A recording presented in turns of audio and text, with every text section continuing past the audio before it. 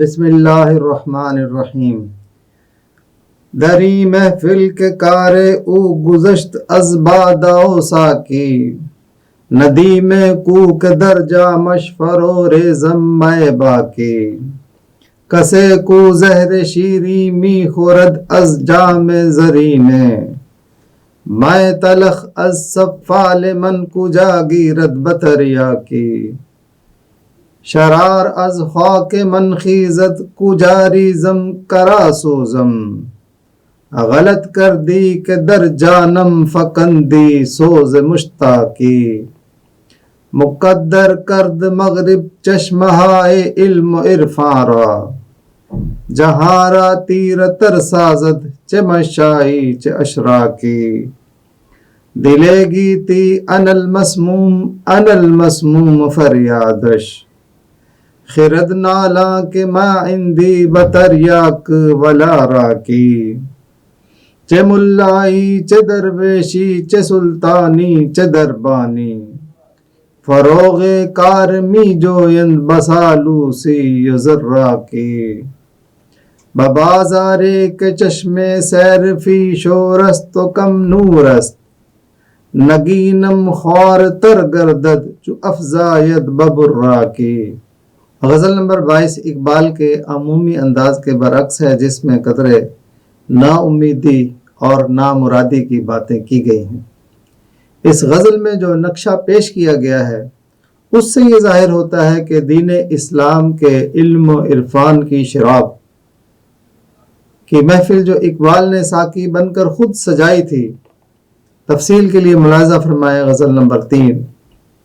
اس میں قدے میں آنے والے میں خوار کسی اور میں خانے کو بہتر سمجھ کر یہاں سے وہاں چلے گئے ہیں، اور اقبال کے ہاتھوں سے نور توحید کے اتمام کا کام نکلتا ہوا محسوس ہو رہا ہے، اور نئے میں خانے میں لوگ سونے کے جام سے شراب پی رہے ہیں جو بظاہر بہت میٹھی لیکن در حقیقت زہریلی ہے۔ اس کے مقابلے میں اقبال کے میں خانے کی تلخ شراب کون پیے گا جو اس زہر کا تریاک ہے۔ یہ نئی نظریاتی شراب یورپ کے میں قدے کی ایجاد ہے، جس نے علم و عرفاں کے تمام چشموں کا پانی میلا کر دیا ہے اور دنیا میں ایسا زہر بکھیر دیا ہے کہ جس کے سامنے خود عقل بھی بے بس ہو کر رہ گئی ہے۔ یورپی نظریات کی اس شراب نے زندگی کے ہر طبقے کو متاثر کیا ہے اور ہر شخص ذاتی نفع و نقصان کے چکر میں پڑ گیا ہے۔ اس صرافہ بازار میں سنار کی آنکھیں زخمی اور بے نور ہو چکی ہیں، جس کی نظر میں اقبال کے پاس موجود علم کے جوہر کی قدر و قیمت گھٹ کر رہ گئی ہے۔ جناب، میں ہوں ایڈوکیٹ عابد شیروانی۔ اگر آپ سچ میں فارسی کلام اقبال سے فیض یاب ہونا چاہتے ہیں تو اس چینل کو سبسکرائب کر کے گھنٹی کا بٹن دبا دیں تاکہ آپ سے کسی بھی شعر کی تشریح مس نہ ہو۔ فیس بک پر دیکھنے کی صورت میں اس ویڈیو کو شیئر کر کے اس کار خیر میں شامل ہو جائیں تاکہ آپ کے وسیلے سے کلام اقبال کی یہ امانت اس کے متلاشی افراد تک پہنچ جائے۔ دری محفل کے کارے او گزشت از باداؤ ساکی، ندی میں کوک درجہ مش فرو ریزم میں باکی۔ اس مجلس میں اس کا کام ساکی اور بادا کے ہاتھ سے نکل گیا ہے۔ کون ایسا دوست ہے کہ میں اس کے جام میں بچی ہوئی شراب ڈال دوں۔ اس غزل نمبر 22 کو اگر غزل نمبر 3 کے پس منظر میں دیکھا جائے تو بات سمجھ میں زیادہ آسانی سے آئے گی، اس لیے غزل نمبر 3 کی تشریح دوبارہ دیکھنے کی تجویز ہے۔ اقبال نے ایک مجلس سجائی تھی جس میں اس نے اسلام کے نظریات کی اثر نو تشریح کر کے موجودہ زمانے کے تقاضاؤں کے مطابق نئی تعبیر کی ہے، اور اس محفل کا نام استعارے کی زبان میں خانہ رکھا ہے اور اپنے لیے ساقی کا استعارہ استعمال کیا ہے۔ جبکہ اسی دور میں ایک اور میں قدا کھلا ہوا تھا جس میں یورپ کے جدید افکار و نظریات کی تبلیغ ہوتی تھی۔ یورپ کے ان سائنسی، معاشی، معاشرتی اور سیاسی نظریات میں بہت زیادہ کشش ہونے کی وجہ سے مسلمانوں کی اکثریت ان سے متاثر ہوتی ہے اور اقبال کے نظریات کو فرسودہ قرار دیتی ہے۔ ایسے افراد کی حالت دیکھ کر اقبال پر بھی مایوسی طاری ہوتی، جس کا اظہار اس غزل میں کیا گیا ہے۔ جو افراد اپنی آنکھ میں مدینے کی خاک اور نجف کی مٹی کا سرما نہیں لگاتے اور فرنگ کی عقل و دانش کے جلوے سے چندھیا جاتے ہیں، ایسے لوگوں کا کردار بھی یورپ کے رنگ میں رنگا جاتا ہے اور پھر انہیں اپنی ہی تہذیب بری لگنے لگتی ہے اور اپنا ہی تمدن گھٹیا نظر آتا ہے۔ وہ لوگ افرنگ کی زبان ہی بولنے لگتے ہیں، لیکن ایسے لوگوں کا جسم خودی سے خالی ہو جاتا ہے اور وہ ایسی نیام بن کر رہ جاتے ہیں کہ جس پر سونے کا پانی چڑھا کر نقش و نگاری کی گئی ہو، مگر اس میں وہ تلوار نہ ہو جو باطل نظریات کو کاٹ سکے۔ تیرا وجود سراپا تجلی افرنگ کہ تو وہاں کے عمارت گروں کی ہے تعمیر، مگر یہ پے کرے خاکی خودی سے ہے خالی، فقط نیام ہے تو زر نگارو بے شمشیر۔ یہ لوگ خود کو انسان ماننے سے بھی گریزاں ہوتے ہیں، چہ جائے کہ خود کو اشرف المخلوقات تسلیم کریں۔ پھر دعویٰ یہ کرتے ہیں کہ اللہ کا کوئی وجود نہیں ہے، یہ تو ہمارے ذہن کی اختراع ہے۔ انہیں کیا پتا کہ انسان کی حیثیت کیا ہے۔ انسان کا جسم تو بس ایک صدف ہے جس میں خودی کا ایک موتی ہے، اگر اس موتی کی پرورش نہ کی جائے تو انسان جانور سے بھی ابتر ہے۔ تیری نگاہ میں ثابت نہیں خدا کا وجود، میری نگاہ میں ثابت نہیں وجود تیرا۔ وجود کیا ہے؟ فقط جوہر خودی کی نمود، کر اپنی فکر کہ جوہر ہے بے نمود تیرا۔ اے مسلمانوں، افرنگ نے تمہیں تم سے بھلا دیا ہے، ورنہ تم لوگوں کو دنیا و آخرت کی بھلائیاں بانٹنے والے ہو، اور تم ہی انسانوں کو دین و دنیا کے خسارے سے ڈرانے والے ہو۔ لیکن اگر لوہے میں ریشم جیسی طبیعت داخل ہو جائے تو وہ لوہا اسلحہ بنانے کے قابل نہیں رہتا۔ افرنگ ز خود بے خبرت کرد وگرنہ، اے بندہ مومن تو بشیری تو نذیری، فولاد کہاں رہتا ہے شمشیر کے لائق، پیدا ہو اگر اس کی طبیعت میں حریری۔ کسے کو زہر شیریں می خورد از جام زری نے، مائے تلخ از سفال من کجا گیرد بتریا کی۔ وہ دوست جو سونے کے جام سے میٹھا زہر پیتا ہے، وہ میری مٹی کے پیالے سے کڑوی شراب کا تریاق کہاں لیتا۔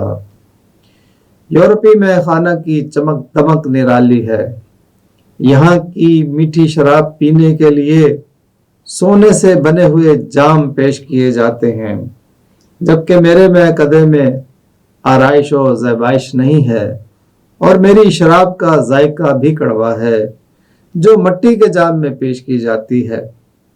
یعنی یورپ کی شراب انسان کو آخرت کی بجائے دنیاوی عیش و عشرت کا راستہ دکھاتی ہے، آرام طلبی اور حصول لذت کی طرف مائل کرتی ہے، دنیاوی مال و دولت کمانے کے ہر ذریعے کو جائز قرار دیتی ہے۔ اس کے برعکس میری شراب انسان کو مشقت کا راستہ دکھاتی ہے، یہ دنیا کی لذات سے روکتی ہے اور آخرت کی فکر پر آمادہ کرتی ہے، یہ حصول دولت کے لیے حلال و حرام کی تمیز سکھاتی ہے۔ یہاں شراب پلا کر ہوش میں لاتے ہیں اور وہاں شراب دینے سے پہلے ہی انسان کو مدہوش کر دیا جاتا ہے۔ میں خانہ یورپ کے دستور نرالے ہیں، لاتے ہیں سرور اول دیتے ہیں شراب آخر۔ ایک اور بات یہ بھی ہے کہ یورپ کے افکار و نظریات کی نشر و اشاعت بھی بہت بڑھا چڑھا کر کی جاتی ہے، جس کے لیے بڑے بڑے پلیٹ فارم ایجاد کیے گئے ہیں اور ان کی لچھے دار گفتگو سے ہر کوئی متاثر ہو جاتا ہے، جبکہ میرے خیال میں جس قوم کے افراد میں خودداری اور ہنرمندی نہیں ہے، یورپی نظریات کی شراب ان کے لیے زہریلا پانی ہے۔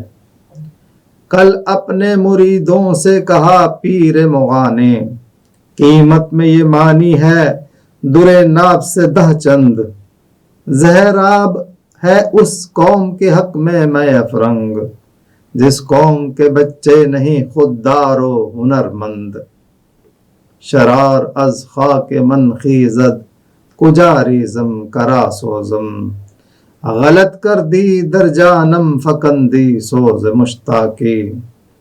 چنگاری جو میری مٹی سے اٹھتی ہے میں اسے کہاں ڈالوں، کسے جلاؤں، میری روح میں عشق کا درد رکھ کر تو نے برا کیا۔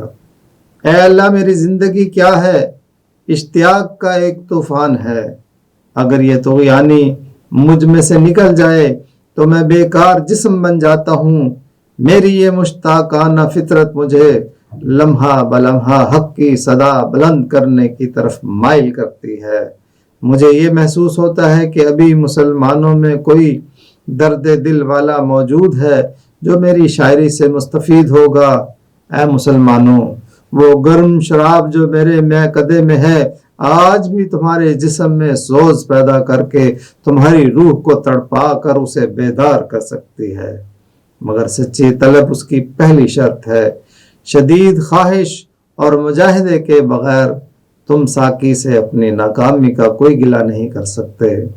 اے مسلمانوں، اہل یورپ کی ظاہری چمک دمک سے کبھی متاثر نہ ہو جانا، ان کے دل تاریک ہیں اور انہوں نے بجلی کے کمکموں سے خود کو روشن کیا ہوا ہے۔ تم اپنی نگاہوں میں آفاقیت پیدا کر لو، ان نظروں میں اللہ کے بنائے ہوئے مکمل جہاں کو سنبھالو، پھر تمہارے دل میں رب کی دھرتی پر رب کا نظام قائم کرنے کی آرزو بیدار ہوگی۔ نہ ہو طغیان مشتاقی تو میں رہتا نہیں باقی، کہ میری زندگی کیا ہے یہی طغیان مشتاقی، میری فطرت نوا پر پے بپے مجبور کرتی ہے، ابھی محفل میں ہے شاید کوئی درد آشنا باقی، وہ آتش آج بھی تیرا نشے من پھونک سکتی ہے، طلب صادق نہ ہو تیری تو پھر کیا شکوہ ساقی، نہ کر افرنگ کا اندازہ اس کی تابناکی سے، کہ بجلی کے چراغوں سے ہے اس کے جوہر کی براقی، دلوں میں ولولے آفاق گیری کے نہیں اٹھتے، نگاہوں میں اگر پیدا نہ ہو انداز آفاقی، جب مجھ پر خزاں کا وقت آیا تو میں شکاری کی زد میں آنے سے محفوظ رہتا، مگر میرے ساتھی ایک ایک کر کے مجھے چھوڑ کر چلے گئے، اور جس شاخ پر میرا نشیمن تھا اس کے سارے پتے ٹوٹ گئے، اس سے دشمن کو میری کمزوری کا پتہ چل گیا اور میں شکاری کے جال میں گرفتار ہو گیا۔ لہٰذا اے باری تعالیٰ، تو نے مجھے مشتاقی کا یہ درد دے کر اچھا نہیں کیا، اس درد کی چنگاریاں اب بھی میری خاک سے اٹھ رہی ہیں، اب تو ہی بتا میں اس آگ کو کہاں پھیلاؤں اور اس کی تپش میں کسے جلاؤں، خزاں میں بھی کب آ سکتا تھا میں صیاد کی زد میں، میری غماز تھی شاخ نشے من کی کم اورا کی۔ اے باری تعالیٰ، میں تو اب بھی نا امید نہیں ہوں، کیونکہ میں حقیقت احوال سے واقف ہوں، ان کافروں کی سب چالیں انہی پر الٹ جائیں گی اور مسلمانوں کی تقدیر بھی بدل جائے گی، اور یہی سچ ہے، یہ بات میرے خیالات و تصورات کی پیداوار نہیں ہے، الٹ جائیں گی تدبیریں بدل جائیں گی تقدیریں، حقیقت ہے نہیں میرے تخیل کی یہ خلاقی، مقدر کرد مغرب چشمہائے علم و عرفان را، جہاں را تیر تر سازد چہ مشائی چہ اشراقی، مغرب نے علم و معرفت کے تمام چشمے گدلے کر دیے ہیں، کیا ارسطو کے پیروکار، کیا افلاطون کے ماننے والے، سب نے دنیا کو تاریک تر بنا دیا ہے۔ بظاہر تو یہ نظر آتا ہے کہ پورا یورپ علم کی روشنی سے منور ہے اور ہنر کی دولت سے مالا مال ہے، لیکن در حقیقت یہاں ایسا اندھیرا ہے کہ ان کے چشمے آب حیات سے خالی ہیں۔ یہاں آدمی انسان نہیں بنتا بلکہ اسے ایک جانور بننے پر آمادہ کیا جاتا ہے۔ ان کی لوٹ کھسوٹ کا ایک بڑا ذریعہ سود پر مبنی مالیاتی نظام ہے، جس کے تحت ورلڈ بینک اور دیگر بے شمار بینکس بنائے گئے ہیں۔ ان بینکوں کی لوٹ مار کا اندازہ ان کے دفاتر کی بلڈنگوں سے لگایا جا سکتا ہے، جن کی طرز تعمیر کی خوبصورتی، اندرونی زیبائش و زینت اور آرائش ان گرجوں کی عمارات سے بہت زیادہ ہیں جو اہل ثروت لوگوں کے چندے کی خطیر رقموں سے بنتے ہیں۔ ان کے معاشی نظام کی بنیاد جوئے پر مبنی ہے، جس کے نتیجے میں صرف ایک شخص کا فائدہ ہوتا ہے اور لاکھوں انسان ناگہانی موت کا شکار ہو جاتے ہیں۔ ویسے تو یہ دنیا کی قوموں میں مساوات کا پرچار کرتے ہیں، مگر ان کا علم، ان کی حکمت، ان کی دانائی، ان کا پورا نظام حکومت دراصل اقوام عالم کا خون چوسنے کے لیے کام کرتا ہے۔ اس فرنگی تہذیب نے دنیا کو کوئی کم تحائف نہیں دیے ہیں۔ انہوں نے لوگوں کو بیکار بنا کر غربت و افلاس کی نظر کر دیا، شہوانی جذبات کو ابھار کر عریانی و فحاشی میں دھکیل دیا، لوگوں کو مختلف نشوں کا عادی بنا دیا۔ جو قوم آسمانی ہدایت سے خود کو محروم کر لے، اس سے ہمدردی، بھلائی اور انسان دوستی کی امید نہیں لگائی جا سکتی۔ یہ لوگ تو صرف فزکس اور کیمسٹری میں ہی کمال حاصل کر سکتے ہیں۔ جب انسانوں کے دلوں، رویوں اور سوچوں کو مشینوں سے کنٹرول کیا جائے تو یہ آلات احساسات و جذبات کو کچل کر رکھ دیتے ہیں، جن کے نیچے انسانیت دم توڑ دیتی ہے۔ یورپ میں بہت روشنی علم و ہنر ہے، حق یہ ہے کہ بے چشمہ ہے وہاں ہے یہ ظلمات۔ رانائی تعمیر میں، رونق میں، صفا میں، گرجوں سے کہیں بڑھ کے ہیں بینکوں کی عمارات۔ ظاہر میں تجارت ہے، حقیقت میں جوا ہے، سود ایک کا لاکھوں کے لیے مرگ مفاجات۔ یہ علم، یہ حکمت، یہ تدبر، یہ حکومت، پیتے ہیں لہو، دیتے ہیں تعلیم مساوات۔ بیکاریو عریانیو میں خاریو افلاس، کیا کم ہے فرنگی مدنیت کی فتوحات۔ وہ قوم کے فیضان سماوی سے ہو محروم، حد اس کے کمالات کی ہے برق و بخارات۔ ہے دل کے لیے موت مشینوں کی حکومت، احساس مروت کو کچل دیتے ہیں آلات۔ ان فرنگیوں میں اخوت اور بھائی چارے کی بنیاد حسب نسب پر قائم ہے۔ ان کے تمدن میں دین و مذہب کی کوئی گنجائش نہیں ہے۔ وہ براہمن جسے ہندوؤں میں عزت کی نگاہ سے دیکھا جاتا ہے، اگر عیسائیت قبول کر لے تو انگریز کی نظر میں اعلیٰ مقام نہیں پا سکتا، اور اگر کوئی انگریز مسلمان ہو بھی جائے تو ان کی نظر میں پریشان حال مسلمان غلام ہی رہے گا۔ ضمیر اس مدنیت کا دین سے ہے خالی، فرنگیوں میں اخوت کا ہے نسب پہ قیام۔ بلند تر نہیں انگریز کی نگاہوں میں، قبول دین مسیحی سے براہمن کا مقام۔ اگر قبول کرے دین مصطفیٰ انگریز، سیاہ روز مسلمان رہے گا پھر بھی غلام۔ دل گیتی ان المسموم فریادش، خرد نالا کے ماں اندی بتریاک ولا راکی۔ زمانے کا دل روتا ہے کہ مجھے زہر دیا گیا، مجھے زہر آلود کر دیا گیا۔ عقل رو رہی ہے کہ میرے پاس تریاک اور کوئی جنتر منتر نہیں ہے۔ ان المسموم اور ما اندی بتریاک ولا راکی عربی زبان کے الفاظ ہیں، جنہیں بہت خوبصورتی سے علامہ صاحب نے اس شعر میں پرویا ہے۔ مغرب نے علم و عرفان کے چشموں سے نکلنے والے شفاف پانی میں سیاہی گھول دی ہے۔ اس کے نتیجے میں جہان دنیا سسکیاں لے رہا ہے کہ مجھے زہر دے کر قتل کر دیا گیا ہے۔ اس موقع پر عقل کو چاہیے تھا کہ عقل کے دیے ہوئے زہر کا توڑ نکالتی، لیکن انگریز کا دیا ہوا یہ زہر اتنا شدید ہے کہ عقل خود رو رہی ہے کہ میرے پاس نہ تو اس زہر کا تریاک ہے اور نہ ہی کوئی جادو ہے کہ جس سے میں اس زہر کو ٹال سکوں۔ ہاؤس آف دی لارڈز، جو برطانوی قانون ساز ادارے کا ایوان بالا ہے، اس کے ممبر کو لارڈ اور فارسی میں لرد کہتے ہیں۔ ایک لارڈ نے اپنی اولاد کو جو نصیحت کی وہ اقبال کے الفاظ میں ملاحظہ فرمائیں کہ بیٹا، دنیا میں ایسا منظر پیدا کر دو کہ جسے دیکھنے کو تمہاری آنکھیں بار بار چاہیں۔ دیکھو، دنیا پر حکومت کرنے کے اصول ہم نے بدل دیے ہیں۔ جو سبق شیر کو پڑھایا جاتا ہے وہی سبق بکری کے نوزائیدہ بچے کو اگر دے دیا جائے تو اس بیچارے پہ یہ ظلم عظیم ہوگا۔ پوری دنیا پر حکومت کرنے کے لیے اس گر کو اپنے سینے میں ایک راز کی طرح رکھ لینا۔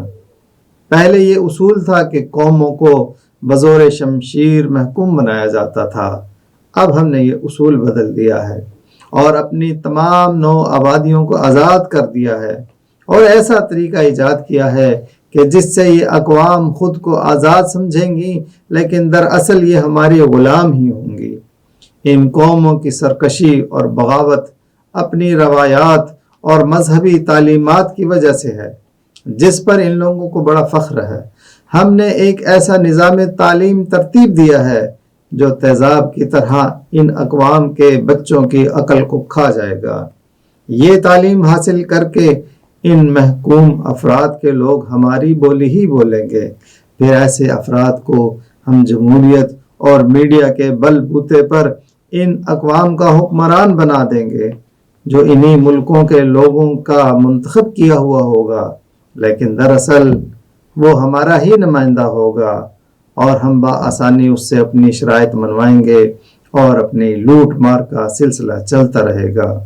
یہ نظام تعلیم اور جمہوریت انتہائی اثر انگیز ہے۔ اس نظام میں اگر سونے سے بنا ہوا ہمالیہ جیسا پہاڑ بھی ڈال دو گے تو وہ اپنی خودی سے دست بردار ہو کر ہمارے ہی گن گائے گا۔ ایک لرد فرنگی نے کہا اپنے پسر سے، منظر وہ طلب کر کہ تیری آنکھ نہ ہو سیر، بیچارے کے حق میں ہے یہی سب سے بڑا ظلم، برے پہ اگر فاش کریں قاعدہ شیر، سینے میں رہے راز ملوکانہ تو بہتر، کرتے نہیں محکوم کو تیغوں سے کبھی زیر، تعلیم کے تیزاب میں ڈال اس کی خودی کو، ہو جائے ملائم تو جدھر چاہے اسے پھیر، تاثیر میں اکسیر سے بڑھ کر ہے یہ تیزاب، سونے کا حمالہ ہو تو مٹی کا ہے ایک ڈھیر، چہ ملائی چہ درویشی چہ سلطانی چہ دربانی، فروغ کارمی جویند بسالوسی ذرا کی۔ کیا ملائیت، کیا کلندری، کیا حکمران اور کیا سول سروس، سب ریاکاری اور ہیلا گری سے اپنا کام چمکا رہے ہیں۔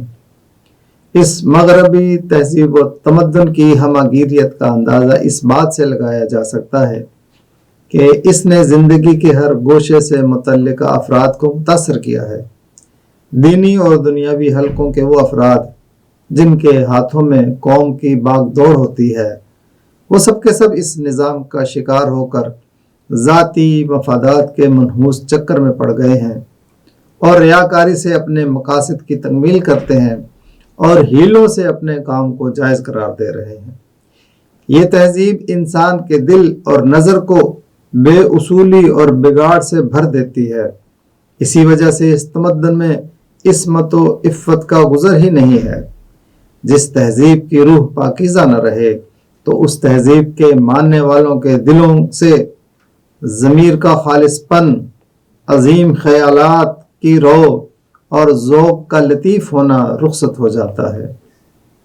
فساد قلب و نظر ہے فرنگ کی تہذیب، کہ روح اس مدنیت کی رہ سکی نہ عفیف، رہے نہ روح میں پاکیزگی تو ہے ناپید، ضمیر پاک و خیال بلند و ذوق لطیف، ببازار کے چشمے سیرفی شور است تو کم نور است، نگینم خوار تر گردد جو افزاید ببراکی، بازار میں سنار کی نظر بد اور بے نور ہے، میرا موتی روشنی میں جب دیکھا جاتا ہے تو وہ بے وقت ہو جاتا ہے۔ اس مغربی تہذیب سے منسلک اور متاثر افراد کی آنکھوں میں خاک مدینہ و نجف کا سرمہ بہہ جاتا ہے تو ان لوگوں کی مثال ایسے سنار جیسی ہو جاتی ہے کہ جس کی آنکھیں زخمی ہو کر بے نور اور اندھی ہو جاتی ہیں۔ ان کی آنکھوں پر یورپی تمدن کی اینک لگ جاتی ہے، اور اس حال میں جب میرا اسلامی تہذیب و تمدن کا سچا اور کھرا موتی ان کے سامنے رکھا جاتا ہے تو یہ نگینہ انہیں بے قیمت اور ناکارہ محسوس ہوتا ہے۔ ان کی اسلام دشمنی کی پالیسی یہ ہے کہ جو بندہ مومن فاقے سے اور مرنے سے نہیں ڈرتا، اس کے دماغ سے عشق محمدی صلی اللہ علیہ وآلہ وسلم کو ختم کر دو۔ یہ عربی جو اسلامی فکر کے محافظ ہیں، ان کو فرنگی نظریات سے بدل دو اور یمن اور حجاز سے اسلام کو نکال دو۔ ایسے ہی جو افغانی دین کی غیرت کا پرچم اٹھائے پھرتے ہیں، ان کا علاج یہ ہے کہ وہاں کا ملا ان کا لیڈر بنا ہوا ہے اور افغانی قوم ملا کی بات مانتے ہیں، وہاں سے ملائیت کا خاتمہ کر دو تاکہ افغانی بھی ہمارے نظام تعلیم سے متاثر ہوں اور جمہوریت کے چکر میں پڑ جائیں۔ تمام اہل اسلام کو happy birth day, Valentine day, father day, mother day وغیرہ کے چکر میں ڈال کر ان کی اسلامی روایات چھین کر انہیں اسلام کی روح سے فارغ کر دو۔ اور یہ اقبال اپنی غزلوں کے ذریعے جو سب سے زیادہ اسلامی فکر کو ہوا دے رہا ہے، اس دنیا کے چمن سے اس کی شاعری اور تعلیمات کو طنز و مزاح اور پیروڈی کی نظر کر کے وہ فاقہ کش کے موت سے ڈرتا نہیں ذرا، روح محمد اس کے بدن سے نکال دو، فکر عرب کو دے کے فرنگی تخیلات، اسلام کو حجاز و یمن سے نکال دو، افغانیوں کی غیرت دین کا ہے یہ علاج، ملا کو ان کے کوہ و دمن سے نکال دو، اہل حرم سے ان کی روایات چھین لو، آہو کو مرغزار ختن سے نکال دو، اقبال کے نفس سے ہے لالے کی آگ تیز، ایسے غزل سرا کو چمن سے نکال دو۔ اب ایسے حالات میں کیا خود کو زمانے کے رحم و کرم پر چھوڑ دیا جائے یا اس حال سے باہر نکلنے کی کوشش کی جائے؟ اقبال فرماتے ہیں کہ دیکھو گو کہ یہ جہان الٹا پلٹا ہو گیا ہے، تم اللہ کے حکم سے کھڑے ہو جاؤ، یہ زمین بھی وہی ہے اور آسمان بھی وہی ہے، تم اللہ کے حکم سے کھڑے ہو جاؤ، یہ غم مت کرو کہ مغربی افکار نے تمہارے شعور کو آلودہ کر دیا، تم اللہ کے حکم سے کھڑے ہو جاؤ، یہ سامری جادوگر جیسا ہی ایک جادو ہے، تم اللہ کے حکم سے کھڑے ہو جاؤ، جہاں اگرچہ دیگر گوں ہے کم باذن اللہ، وہی زمین وہی گردوں ہے کم باذن اللہ، غمی نہ ہو کہ پراگندہ ہے شعور تیرا، فرنگیوں کا یہ افسوں ہے کم باذن اللہ۔ دیکھتے رہیں، لائک کریں اور شیئر کریں۔ اقبال کی آواز عابد کے ساتھ۔